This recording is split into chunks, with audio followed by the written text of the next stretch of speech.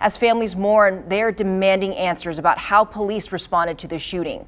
Today, they've met with another version of the story, which only complicates the timeline. KENS 5 reporter Matt Houston is live with the latest mix-up. Matt?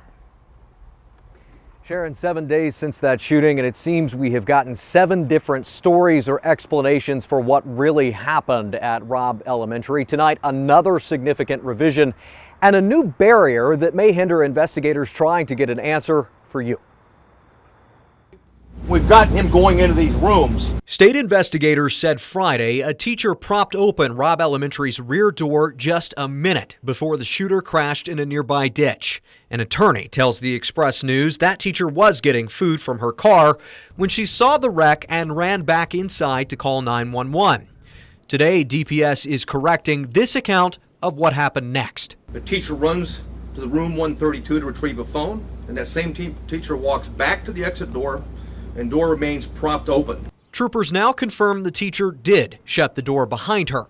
Her attorney tells the paper she even pulled against it and, quote, thought the door would lock because that door is always supposed to be locked. Investigators say they're now trying to determine why it didn't lock.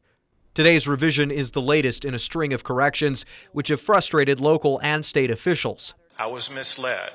But more confusion may follow because DPS says UCISD Police Chief Pete Arredondo hasn't answered their calls in 2 days.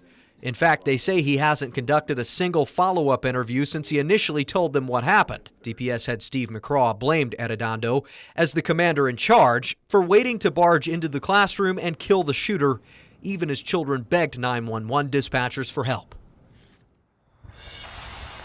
DPS tells us Uvalde police and UCISD police are cooperating with their investigation. Contrary to some reports you may have seen today, it appears the UCISD chief is the only one investigators have had a hard time getting a hold of.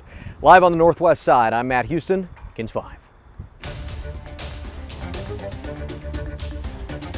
We are following breaking news tonight about School District Police Chief Pete Arredondo. He just became a member of Uvalde City Council. The mayor tells us in a statement late tonight, City Council members were sworn in today without a ceremony out of respect for victims' families. Arredondo was elected to the District 3 seat earlier this month. The mayor said yesterday Arredondo was duly elected and, quote, there is nothing in the city charter, election code, or Texas Constitution that prohibits him from taking the oath of office.